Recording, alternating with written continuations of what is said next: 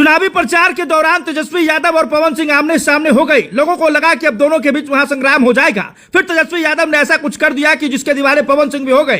पवन सिंह मुस्कुराकर तेजस्वी यादव को प्रणाम किया। लेकिन चुनावी प्रचार के दौरान एक और तस्वीरें सामने आई है। जब पटना सिटी सेंटर मॉल के पास तेजस्वी यादव चुनाव प्रचार कर रहे थे, तभी भाजपा की रैली भी सामने से आ गई। भाजपा के कार्यकर्ता तेजस्वी यादव के ऊपर पैम्पलेट उड़ा दिए। इसी दौरान माहौल थोड़ा गर्म हो गया, लेकिन तेजस्वी यादव ने अपने कार्यकर्ताओं को तुरंत शांत कर दिया। चलिए पूरा मामला को विस्तार से बताते हैं। उससे पहले इस वीडियो को शेयर कर दीजिएगा। साथ ही कमेंट बॉक्स में इस तस्वीर को लेकर क्या कुछ कहना चाहेंगे जरूर बताइएगा। वीडियो वायरल होने के बाद कुछ लोग सोशल मीडिया पर कह रहे हैं भले पवन सिंह के दीवाने लाखों में होंगे, लेकिन तेजस्वी यादव के अंदाज के आगे पवन सिंह भी उनके फैन हो गए हैं। यह तस्वीर पटना की है। जब तेजस्वी यादव चुनाव प्रचार कर रहे थे, तभी पवन सिंह यानी भाजपा की पूरी टीम सामने आ गई। दोनों एक दूसरे को देखकर मुस्कुराने लगे। लोगों को लगा कि कुछ महासंग्राम हो जाएगा, लेकिन आराम से ये रैली निकलते बनी।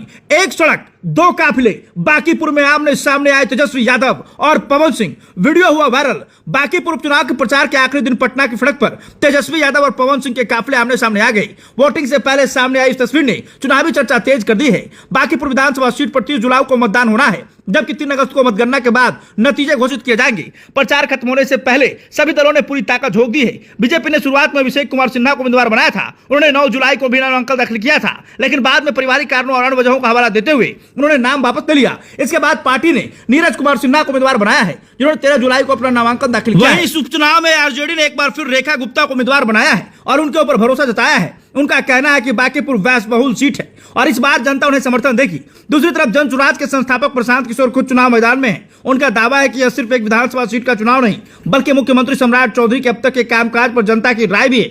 उनके मैदान में उतरने से मुकाबला त्रिकोणीय हो गया है। बता दें कि पटना जिले की 14 विधानसभा सीटों में शामिल बांकीपुर का राजनीतिक महत्व हमेशा खास रहा है। यहाँ कुल 3,79,402 मतदाता हैं। चुनावी समीकरणों के लिहाज से यह सीट लंबे समय से चर्चा में रही है। बांकीपुर विधानसभा सीट पर उपचुनाव इसलिए हो रहा है क्योंकि यहाँ से विधायक रहे नितिन नवीन ने विधानसभा की सदस्यता से इस्तीफा दे दिया था। इसके बाद उन्हें भारतीय जनता पार्टी का राष्ट्रीय अध्यक्ष बनाया गया। उनके इस्तीफे से सीट खाली हुई, जिसके चलते अब यहाँ उपचुनाव कराया जा रहा है। साल 1995 में यह सीट पटना के पश्चिम नाम से जाने जाती थी और चुनाव में नवीन किशोर सिन्हा ने जीत दर्ज की थी। 2008 में प्रसिमन के बाद इसका नाम बांकीपुर हो गया। नवीन किशोर सिन्हा के निधन के बाद नितिन नवीन ने यहां से चुनावी जिम्मेदारी संभाली। 2006 से 2025 तक वो लगातार इस सीट से जीत दर्ज करते रहे। पिछले विधानसभा चुनाव में उन्हें 98,299 वोट मिले थे, जबकि आरजेडी के रेखा गुप्ता को महज 46,363 वोट हासिल हुए थे। जनसुराज की वंदना कुमारी तीसरे स्थान पर रही थी। अब सबकी नजर 30 जुलाई की वोटिंग पर है। यह देखना दिलचस्प होगा कि बीजेपी अपना पुराना गढ़ बचा पाती है या फिर बांकीपुर की जनता इस बार कोई नया राजनीतिक संदेश देती है।